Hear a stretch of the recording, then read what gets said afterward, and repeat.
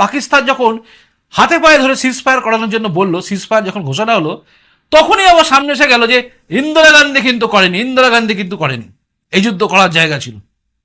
এখন বলছে এতে ভারতীয় সেনাবাহিনীর অবদান আছে। আসলে এই কথাগুলো বলে না এরা কিন্তু ভারতীয় সেনাবাহিনীকে আবার ছোট করে দিচ্ছে। পাকিস্তানের সঙ্গে ভারতের যুদ্ধ 1971, মানে যখন পূর্ব পাকিস্তান পশ্চিম পাকিস্তান, কাদের জন্য হয়েছিল? এক বাক্যে সবাই মিলে বলবে, দেখবেন ইন্দিরা গান্ধী, ইন্দিরা গান্ধী। সিপিএমও বলবে, কারণ সিপিএম এখন কংগ্রেসের ভাই, তো এও বলবে যে হ্যাঁ ইন্দিরা গান্ধী করেছিল। তৃণমূল তো বলেই, মানে সেই যুদ্ধটা ইন্দিরা গান্ধী নেমে করেছিল, সেনাবাহিনী করেনি। সেই যুদ্ধেতে কতজন সেনা মারা গেছিল? ভারত পাকিস্তান ওই যুদ্ধেতে ভারতীয় সেনা কতজন বলিদান দিয়েছিল, আত্মবলিদান দিয়েছিল, সেটা মনে আছে? না তৃণমূল নেতারা কাউন্ট করে, না সিপিএম তো কোনোদিনই করে না, বাদ দিন, না কংগ্রেসও করে। যারা মরে গেছে মরে গেছে।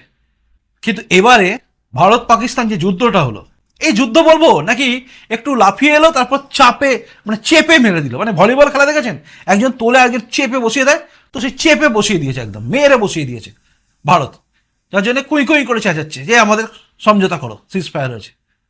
সেটা যার নেতৃত্বে হলো, মানে যার প্রধানমন্ত্রী থাকাকালীন হলো, তাকে এরা কেউ মানবে না, মানে না মানা যাবে না। এটা বললে বিজেপি নাকি হাইলাইট হয়ে যাচ্ছে।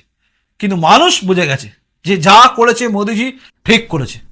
তারই মধ্যে বলে না, সেই মরার ওপর খাড়ার ঘা এদের জীবনে হয়ে গেছে। সেটা হচ্ছে ভারত অর্থনীতিতে চতুর্থ স্থানে, মরার ওপর খাড়ার ঘা। মানে যুদ্ধ করলো, করোনা কাল গেল, সবকিছু হলো, আমেরিকা টলমল হয়ে গেল, আমেরিকার প্রেসিডেন্ট চেঞ্জ হয়ে গেল, চারিদিকে সমস্ত রাষ্ট্রপতি পড়ে যেতে থাকলো, তারপরেও কিন্তু ভারতবর্ষ সেই জায়গায় রইল, মোদিজি রইলেন ক্ষমতায়।